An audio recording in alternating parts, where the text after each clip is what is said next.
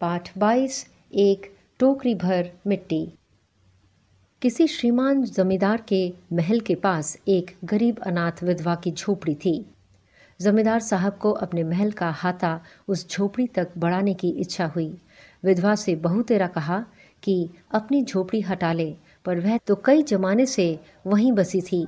उसका प्रिय पति और इकलौता पुत्र भी उसी झोपड़ी में मर गया था। पतोहू भी एक 5 बरस की कन्या को छोड़कर चल बसी थी। अब यही उसकी पोती इस वृद्धाकाल में एकमात्र आधार थी।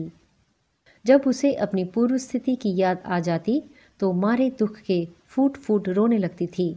और जब से उसने अपने श्रीमान पड़ोसी की इच्छा का हाल सुना, तब से वह मृतप्राय हो गई थी।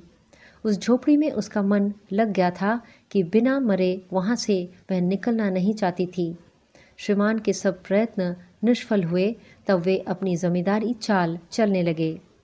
बाल की खाल निकालने वाले वकीलों की थैली गरम कर उन्होंने अदालत में झोपड़ी पर अपना कब्जा करा लिया और विधवा को वहां से निकाल दिया। बेचारी अनाथ तो थी ही, पास पड़ोस में कहीं जाकर रहने लगी। एक दिन श्रीमान उस झोपड़ी के आसपास टहल रहे थे और लोगों को काम बतला रहे थे कि वह विधवा हाथ में एक टोकरी लेकर वहां पहुंची। श्रीमान ने उसको देखते ही अपने नौकरों से कहा कि उसे यहाँ से हटा दो, पर वह गिड़गिड़ा कर बोली, महाराज, अब तो ये झोपड़ी तुम्हारी ही हो गई है, मैं उसे लेने नहीं आई हूँ। महाराज क्षमा करें, तो एक विनती है।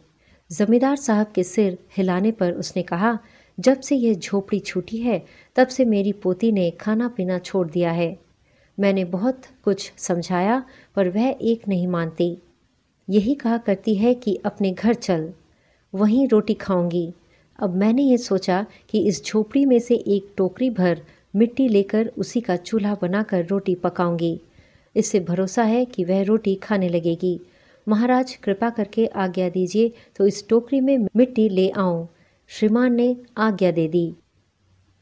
विधवा झोपड़ी के भीतर गई। वहां जाते ही उसे पुरानी बातों का स्मरण हुआ और उसकी आंखों से आंसू की धारा बहने लगी।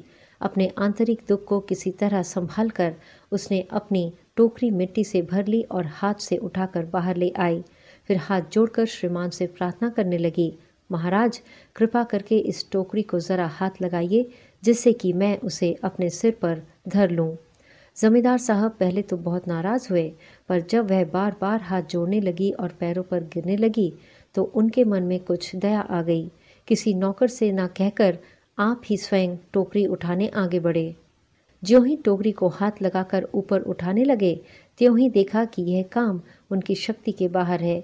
फिर तो उन्होंने अपनी सब ताकत लगाकर टोकरी को उठाना चाहा, पर जिस स्थान पर टोकरी रखी थी वहां से वह एक हाथ भी ऊंची ना हुई।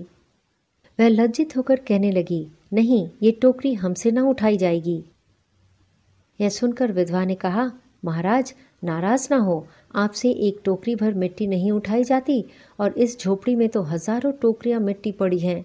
उसका भार आप जन भर क्यों कर उठा सकेंगे? आप ही इस बात पर विचार कीजिए।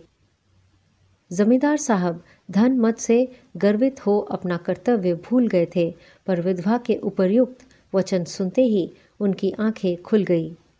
कृतकर्म का पश्चाताप कर उन्होंने विधवा से क्षमा मांगी और उसकी झोपड़ी वापस दे दी।